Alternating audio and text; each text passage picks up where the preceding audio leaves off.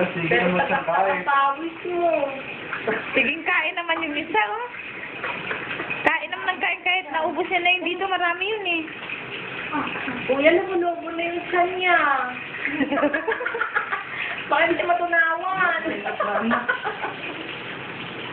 Umats na yung nakain niya. Umats na.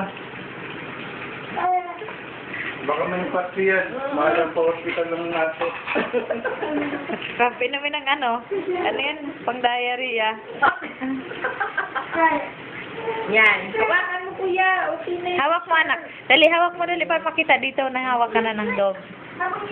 Yan. Ang galing, ah. Pupunta ka na dito. Sasama ka na. Yung isa rin na nagpapalambing kasi yung isa lang daw inaano nyo. Mabait yan, kuya. Mas mabait yan dyan sa isa. Maharap Sa isa, nga maharap. ng si Kapper eh. Ayun, ako yung isa yung puti. Dali. Mabait yun, si Miko. Ang puti, na. Kaya lang napila eh. Kawawa naman. Hindi ko alam kung paano. Wala namang sugat. Kaya nga, eh. Tinignan namin ni Chayo, nasugat ka ba kaya doon sa likod? Parang gano'n. Ano, ika-ika, kawawa. Hindi siya sugat.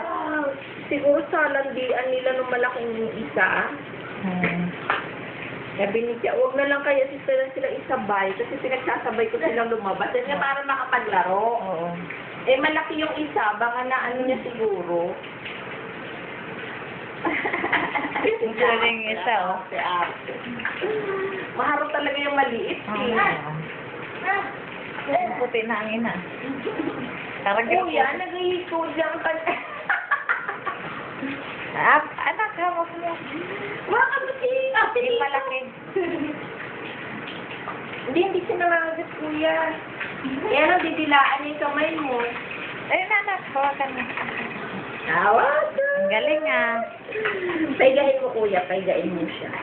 Sa gilid mo siya ganunin. Sa gilid para hihiga siya. Sa side. Sa side, anak, sa gilid, sa gilid. Huwag dito, dito sa tiyan niya. Yan, sa tiyan. Para humiga. Yan, ganyan. Kasi hihiga siya. Hindi, eh. Pwede pag umarap na yung mukha sa kanya, umaano na sa... Ayan na. Sige, pahigain mo. Naku, nangamot. Ano nang nilakasi yan, ah. Nakikiliti siya, kuya. Ayan na, ano yan? Ginagawa niya? Oo. Bakit tumihiga? Ay, umaano? Ha? Baka naiihi. Tatay. Kasi nakikiliti siya. Sunod naman.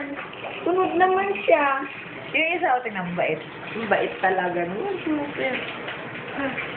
Tapos na po, Wala, na ano na kumiga yung na. mata niya, ang haba na nga ng buhok niya eh. Kaya nasabi ni Chia daw, ipakaparlor ng tita niya. Oo nga, pinapaparlor kasi yung mga yan, eh. Hindi pwede gupitan lang.